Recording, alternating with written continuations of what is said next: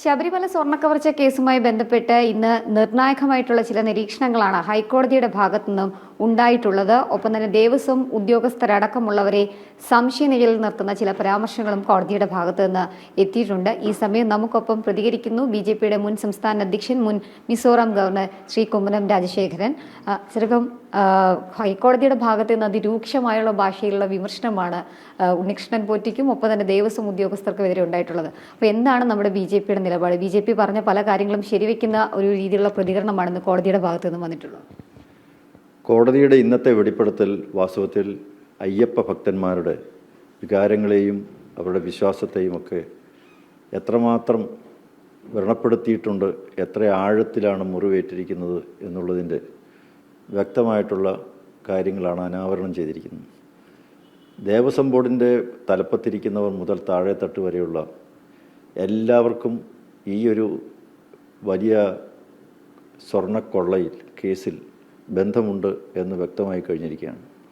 ഇതൊരു വെറും ഉണ്ണികൃഷ്ണൻ പോറ്റി ചെയ്ത എന്തോ ചില തട്ടിപ്പാണ്, മോഷണമാണ് എന്നൊക്കെ പറഞ്ഞ് ഇതിനെ വളരെ ലാഘവബുദ്ധിയോടുകൂടി കണ്ട ദേവസ്വം ബോർഡ് ഭാരവാഹികൾ ഇപ്പോൾ അവർ സംശയത്തിൻ്റെ നിഴലിൽ മാത്രമല്ല, അവരേതാണ്ട് കുറ്റക്കാരാണ് എന്നുള്ളത്തോളം വ്യക്തമായി ബോധ്യപ്പെട്ട് കഴിഞ്ഞിരിക്കുകയാണ്. ഈ അവസരത്തിൽ ദേവസ്വം ബോർഡ് എന്തെങ്കിലും മാന്യതയുണ്ടെങ്കിൽ, തങ്ങളിരിക്കുന്ന കസേരയോട് എന്തെങ്കിലും വിധേയത്വമോ കടപ്പാടോ ഉണ്ടെങ്കിൽ, ഈ നാട്ടിലെ ക്ഷേത്ര വിശ്വാസികളുടെ വികാരത്തോടും വിശ്വാസത്തോടും അവർക്ക് എന്തെങ്കിലും പ്രതിബദ്ധതയുണ്ടെങ്കിൽ ആ സ്ഥാനങ്ങൾ ഒഴിഞ്ഞു പോവുകയാണ് വേണ്ടത്. ദേവസ്വം ബോർഡ് പ്രസിഡന്റിന് ഇനി ഒരു നിമിഷം പോലും ഇരിക്കാനുള്ള അർഹതയില്ല. ധാർമ്മികമായിട്ടുള്ള അർഹത നേരത്തെ ഇല്ല, ഇപ്പോൾ നിയമപരമായിട്ടുമില്ല. കാരണം ഹൈക്കോടതി വളരെ വ്യക്തമായി അവരുടെ പങ്കിനെക്കുറിച്ച് പറഞ്ഞിട്ടുണ്ട്. ഇത്രയധികം സ്വർണം അവിടെ നിന്ന് നഷ്ടപ്പെട്ടത് ഏതെങ്കിലും ഒരു രാത്രിയിൽ ഇരുട്ടിൻ്റെ മറവിൽ ഓടിളക്കി വന്ന് മോഷ്ടിച്ചുകൊണ്ട് പോയതല്ല. ഇത് എല്ലാവരോടും ചേർന്ന് പകൽ സമയത്ത് ഈ പകൽ വെട്ടത്തിൽ നടത്തിയിരിക്കുന്ന ഒരു വലിയ കവർച്ചയാണ്, വലിയൊരു തട്ടിപ്പാണ്. അപ്പോൾ ഇതിന് ഉള്ള ഉത്തരവാദിത്വം അത് നമ്പർ 1 മുതൽ ഉണ്ട് എന്ന് പറയുമ്പോൾ, ഏറ്റവും തലപ്പത്തിരിക്കുന്നവർക്ക് വരെ ഉണ്ട് എന്ന് പറയുമ്പോൾ, ഒരു ദേവസ്വം ബോർഡ് ഒന്നാകെ തന്നെ പൊതുസ്ഥാനത്തേക്ക് വരികയാണ്. ഒരു ക്ഷേത്രത്തിലെ സ്വർണ്ണ കവർച്ച കേസിൽ അതിൻ്റെ ഭരണാധികാരികൾ ഒന്നടങ്കം ഇവിടെ പൊതുസ്ഥാനത്ത് വരുന്നു എന്ന് പറഞ്ഞു കഴിഞ്ഞാൽ ഇതെങ്ങനെ ഇവിടുത്തെ ഭക്തജനങ്ങൾക്ക് സഹിക്കാൻ പറ്റും? അവർ വളരെ അങ്ങേയറ്റത്തെ വിനയത്തോടെ, ആദരവോടെ, ബഹുമാനത്തോടെ, ഭക്തിയോടെ ക്ഷേത്രത്തിൽ സമർപ്പിക്കുന്ന കാണിക്കയിൽ സമർപ്പിക്കുന്ന, വഴിപാടിന് സമർപ്പിക്കുന്ന പണത്തിൽ ആ ഒരു ക്ഷേത്രത്തിൻ്റെ വരുമാനത്തിൽ നിന്നും സംഭവിക്കുന്ന നഷ്ടം അവരെ സംബന്ധിച്ചിടത്തോളം താങ്ങാവുന്നതിനപ്പുറമാണ്. അതുകൊണ്ട് ദേവസ്വം ബോർഡ് പ്രസിഡന്റ്, മെമ്പർമാരൊക്കെ രാജിവെക്കണം. രണ്ടാമതായി, ഇനി ഇവർക്കൊക്കെ നീട്ടിക്കൊടുക്കാൻ പോകുന്ന സർക്കാരിൻ്റെ നടപടി വാസ്തവത്തിൽ ഇനി ഒരിക്കൽ പോലും അതേപ്പറ്റി ചിന്തിക്കാൻ പോലും പാടില്ല. ആ തീരുമാനം ഒന്നാകെ റദ്ദ് ചെയ്യണം. ഇവിടെ ദേവസ്വം ബോർഡിൽ പ്രസിഡന്റ്, സെക്രട്ടറി അല്ലെങ്കിൽ പ്രസിഡന്റും മെമ്പർമാരും ഒന്നും ഇല്ലെങ്കിൽ ശബരിമലക്കാര്യം നടക്കില്ല എന്ന് തെറ്റിദ്ധരിച്ചിരിക്കുകയാണ്. ഇവിടെ വെറും ഒരു IAS ഉദ്യോഗസ്ഥൻ ഒരു മണ്ഡലവ്രത വിളക്ക് കാലം വളരെ പ്രശംസനീയമായ രീതിയിൽ അവിടുത്തെ ഉത്സവാദിഘോഷങ്ങൾ നടത്തിയിട്ടുണ്ട്, അടിയന്തരാദികളൊക്കെ നടത്തിയിട്ടുണ്ട്. ഒരു കുഴപ്പവും ഉണ്ടായിട്ടില്ല. ഇന്ന് വരുന്നതിനേക്കാൾ കൂടുതൽ ആളുകൾ, അന്ന് വെർച്വൽ ക്യൂ പോലും ഇല്ലാതിരുന്നൊരു കാലത്ത് ഇത് ലക്ഷക്കണക്കിന് ആളുകളെ അദ്ദേഹം അവിടെ നിന്ന് മുഴുവൻ ദിവസവും അവിടെ നിന്ന് അതിന് വേണ്ട നിയന്ത്രണങ്ങൾ കൊടുത്തിട്ടുണ്ട്. ഇവിടെ ദേവസ്വം ബോർഡ് പ്രസിഡൻ്റൊക്കെ വരുന്നത് എന്തിനാണ്? ഒരു പത്രസമ്മേളനം നടത്താൻ അല്ലെങ്കിൽ വേറെ എന്തെങ്കിലും കാര്യങ്ങൾ പ്രഖ്യാപിക്കാൻ. ഇതല്ലേ അവിടെ വരുന്നത്. അവിടെ ഒന്നും ആവശ്യം അവിടെ ഇല്ല വാസ്തവത്തിൽ. അതുകൊണ്ട് ദേവസ്വം ബോർഡ്, ഇപ്പോഴത്തെ ദേവസ്വം ബോർഡിന് നീട്ടിക്കൊടുക്കാനുള്ള തീരുമാനം റദ്ദ് ചെയ്യണം. ഒരിക്കലും അത് ചെയ്യാൻ പാടില്ല. ഇവർ അടിയന്തരമായിട്ട് രാജിവെക്കുകയാണ് വേണ്ടത്. ഈ അവശേഷിക്കുന്ന ഏതാണ്ട് 10 ദിവസമോ അല്ലെങ്കിൽ ഒരാഴ്ചയോ അവർക്കുള്ളായിരിക്കാം. പക്ഷേ ഒരാഴ്ചയ്ക്ക് മുമ്പ് അവർ രാജിവെച്ചാൽ അത് ഭക്തജനങ്ങളോട് കാണിക്കുന്ന അവരുടെ ഒരു പ്രതിബദ്ധത, നാടിനോടും ക്ഷേത്രങ്ങളോടുമുള്ള അവരുടെ വിധേയത്വം, വളരെ കടപ്പാടും എത്രത്തോളം ഉണ്ട് എന്നുള്ളതിൻ്റെ ഒരു തെളിവ് കൂടിയായിത്തീരും. ഈ ഉണ്ണികൃഷ്ണൻ പോറ്റി ഉൾപ്പെടെ നിർണായകമായിട്ടുള്ള 3 അറസ്റ്റ് ഇപ്പോൾ രേഖപ്പെടുത്തിയിരിക്കുകയാണ്. തുടക്കം മുതൽ പറഞ്ഞു N. വാസു, മുൻ Devaswom board commissioner, Devaswom board പ്രസിഡന്റായിട്ടൊക്കെ ഇരുന്ന അദ്ദേഹം പറഞ്ഞ അദ്ദേഹത്തിൻ്റെ കൈകൾ ശുദ്ധമാണ് എന്നുള്ളതാണ്. പക്ഷേ ഇപ്പോൾ അടുത്തൊരു പ്രതിസ്ഥാനത്തേക്ക് അദ്ദേഹം എത്തുകയാണ്, അറസ്റ്റ് ഉടൻ ഉണ്ടാകുമെന്ന് പറയുന്നതിനെയൊക്കെ എങ്ങനെയാണ് BJP നോക്കിക്കാണുന്നത്?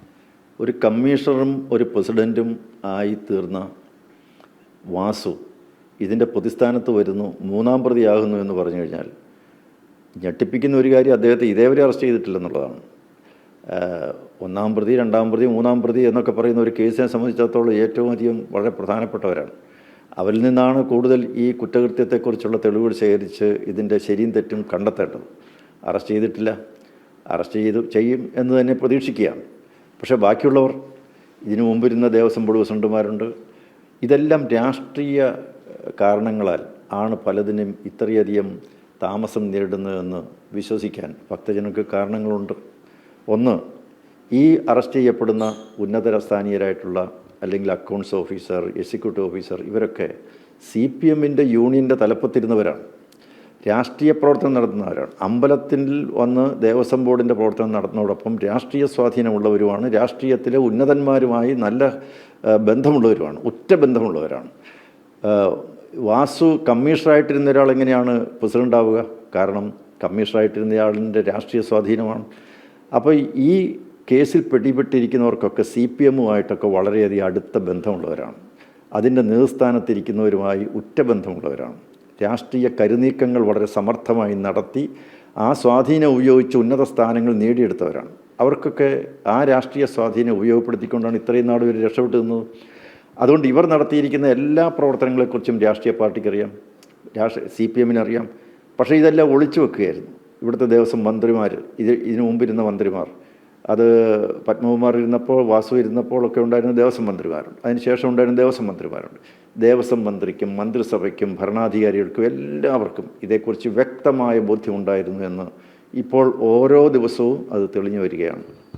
അതുകൊണ്ട് ഇത് ദേവസ്വം ബോർഡിൽ മാത്രം നിൽക്കുകയില്ല, ആ ദേവസ്വം ബോർഡിൻ്റെ നേതാക്കന്മാർക്കും ഉന്നതന്മാർക്കും ഒക്കെയുള്ള രാഷ്ട്രീയ ബന്ധങ്ങൾ കുറിച്ച് അന്വേഷിക്കുമ്പോൾ ആ രാഷ്ട്രീയ ബന്ധത്തിലൂടെ അവർ നേടിയെടുത്ത സ്ഥാനം ദുരുപയോഗം ചെയ്തുകൊണ്ട് ഈ അഴിമതിയും തട്ടിപ്പും വെട്ടിപ്പും നടത്തിയെങ്കിൽ തീർച്ചയായിട്ടും അവരെ പ്രേരിപ്പിക്കാനും അവർക്ക് സഹായങ്ങൾ ചെയ്തു കൊടുത്ത ഉന്നത രാഷ്ട്രീയ നേതാക്കന്മാരെയും ഈ ഒരു കേസിൽ വാസ്തവത്തിൽ പ്രതിസ്ഥാനത്ത് കൊണ്ടുവരേണ്ടതാണ്.